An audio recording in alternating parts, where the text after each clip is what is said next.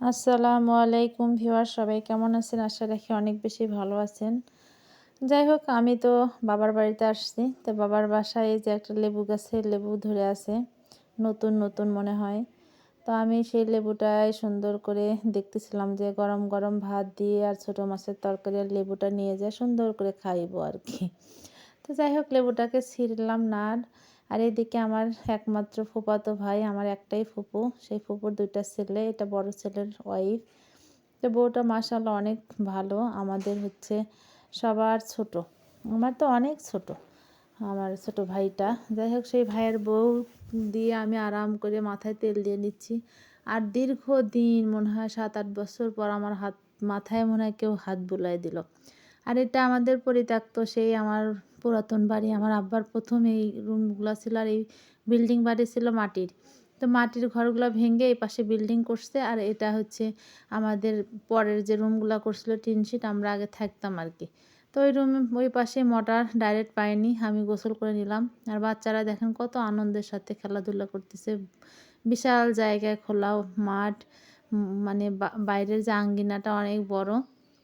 তো এখানে আমাদের পর্যাপ্ত ধান আসতো আগে, সেই ধানগুলাই উঠান ভর্তি ধান থাকতো। এই শীতের সময় এত পরিমাণ ধানের মোমো গন্ধ হতো, কি বলবো। কিন্তু এখন তো আর সব জমি জমা আমার বাবার বয়স হয়ে গেছে, আবাদ বসত করে না, একটা মাত্র ভাই দেশের বাইরে চলে গেছে। সব জমি আসলে মানুষকে হচ্ছে লিজ দিয়ে রাখছে, কি মানে টাকা নেয় আর মানুষ আবাদ করে আর কি এইভাবে। তো কিছু জমি আবাদ করে আর কিছু সব মানুষকে দেওয়া। তাই আমরা সেই জমিটাই পরিদর্শন করতে যাচ্ছি। ওখানে আমার আব্বা একটা পুকুর খুঁড়বে বলে খুঁড়তে যায় অর্ধেক খুঁড়ে রেখে দিয়েছিল, সেই জায়গাটাই যাচ্ছে। আর আগে এইসব জমিগুলোতে এত বেশি যাইতাম, বাবা যখন আমাকে হচ্ছে ছোটোবেলায় বলতো যে যাও মেশিনে একটু পানি দিয়ে আসো বা মেশিনটা বন্ধ করে আসো, এসব রাস্তা পথগুলো খুব চেনা জানা ছিল একটা সময়। যাই হোক, অনেক বছরই মাঠের মধ্যে নামা হয় না, আসা হয় না। তো মানুষ, এই যে ধানগুলো আমাদের জমিতে মানুষ ধান লাগাইছে, এখানে আমার আব্বার অনেক কয়েক বিঘে জমি আছে, নিম্নে 15-16 বিঘের একটা দাগ আছে এখানে। তো এই জমিগুলো সব লিজ দেওয়া। তো আমি ওইটাই দেখতেছিলাম ঘুরে ঘুরে। আর কি আর বলা, মেয়ে মানুষ এখন আসছি, আমাদের কাপড় চোপড় শুধু ব্যাগবন্দি, আমরা আসি আর যাই। হয়তো কালের বিবর্তনে একটা সময় আমরা এই বাড়িতে আসতেও পারবো না, কারণ বাবা মা যতদিন বেঁচে আছে ততদিন হয়তো। আর তারপরও বেঁচে যা আছে তাও আমরা আসতে পারি না, বছরে 1-8 দিন।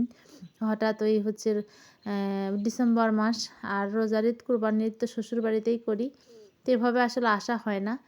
তো এখন একটা সময় আমরা এসব জায়গাতে খুবই চলাফেরা করতাম, সারাক্ষণই মেতে থাকতাম খেলাধুলা আনন্দে, অনেকের সাথে আর আসলে এভাবে দেখা হয় না।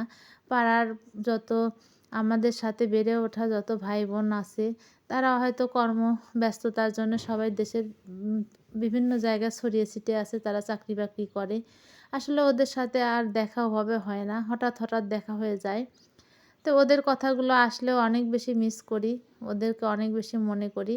তো আমাদের বাসায় একটা বড়াম্মা কাজ করতো, আমাদের ছোটোর থেকে লালন পালন করতো। আমার আম্মা যেহেতু চাকরি করে, তো এই বড়মাটা খুব অসুস্থ অবস্থায় বিছানা শয্যায় পড়ে আছে।